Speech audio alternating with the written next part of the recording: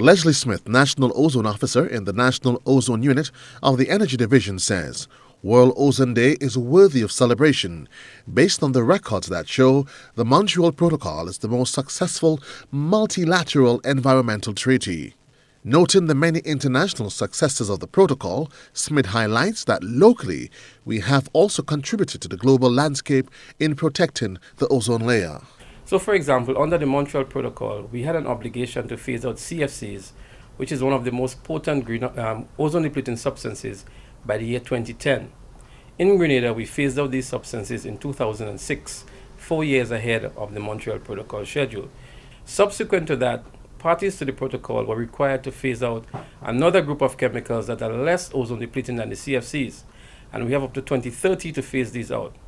At the moment, from our last calculations, we are about 8 years ahead of the schedule. The National Ozone Unit, according to Smith, has been targeting key stakeholders such as technicians, importers, and clients involved in the air conditioning and refrigeration industry. He says the Customs Department, the Bureau of Standards, and the Department of Trade are also working closely with the unit, which is tasked with providing information and awareness. The National Ozone Officer believes Grenadians are now making informed decisions on the available technologies that are ozone and climate friendly as well as energy efficient. Same time. So far we have done a good job. As a matter of fact, we are the only island in Latin America and the Caribbean that have commercially available air-conditioned units that use natural refrigerants that are ozone friendly, climate friendly, and energy efficient.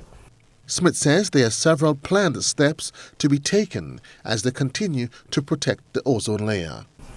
So what we need to do now, first of all, is to get legislation in place that will govern the refrigeration and air conditioning sector, so that technicians will now become licensed. So there will be fees and penalties for persons found venting or releasing the gases into the atmosphere. Another area that we need to look at is to provide fiscal incentives to encourage people to go into these technologies. So it might be a tax rebate, it might be a tax disincentive, or something that would encourage people to purchase or to lower the cost of these environmentally friendly products.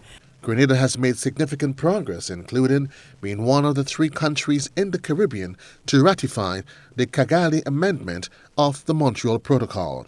A licensing and quota system is in place presently that restricts the importation of ozone-depleting substances, with a 2030 goal of phasing out completely all of the CFCs. Joseph Cador, GBN News.